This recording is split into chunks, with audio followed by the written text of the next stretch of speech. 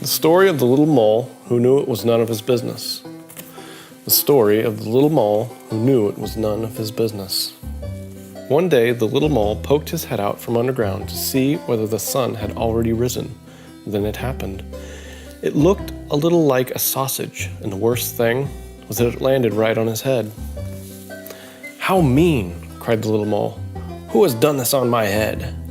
But he was so short-sighted that he couldn't see anyone around. "Did you do this on my head?" he asked the dove who was flying past. "Me? No, how could I? I do it like this," she answered.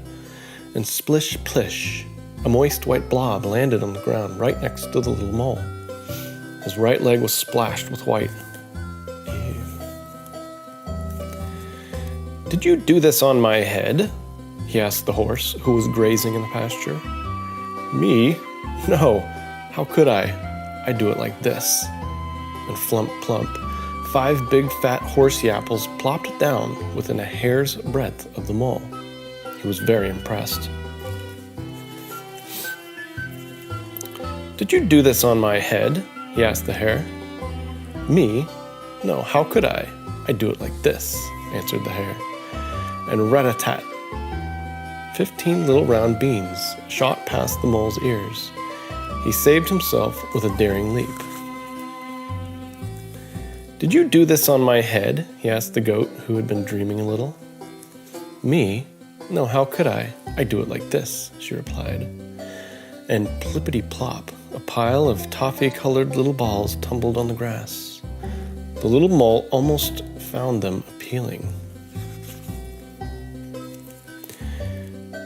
"Did you do this on my head?" he asked the cow who was chewing the cud. "Me? No, how could I? I do it like this." And kersplash, a big brownish-green pancake flopped into the grass just next to the mole. He was very relieved that it hadn't been the cow who had done something on his head. "Did you do this on my head?" he asked the pig. "Me? No, how could I? I do it like this," replied the pig. And plop, splat, a little soft brown pile fell onto the grass. The mole held his nose.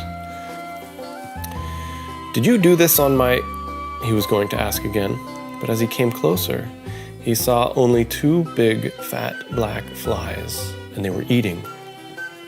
"At last, someone who will be able to help me," thought the mole.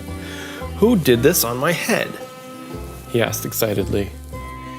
"Keep nice and still," buzzed the flies. There was a short pause, and then, "It is clear to us that it was a dog."